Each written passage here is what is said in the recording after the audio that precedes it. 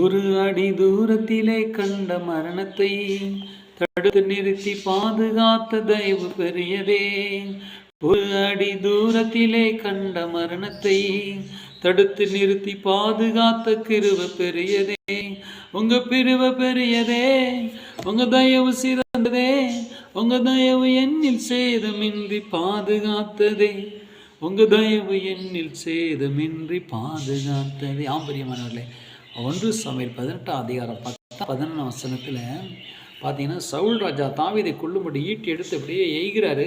ஆனால் தாவீதை ஒரு அடி தூரத்தில் அவர் தள்ளி போய் நின்று தன்னை பாதுகாத்து கொள்கிறார். அதை பாதுகாத்தது அவருடைய கிருபை தான், அவர் தயவு தான். அவர் அப்படியே கொஞ்சம் அந்த அம்பு கூட சற்று விலகி போகும்படி செய்தது ஆண்டவருடைய தயவு. இன்றைக்கும் ஆண்டவருடைய தயவு உங்களை பாதுகாக்கும்.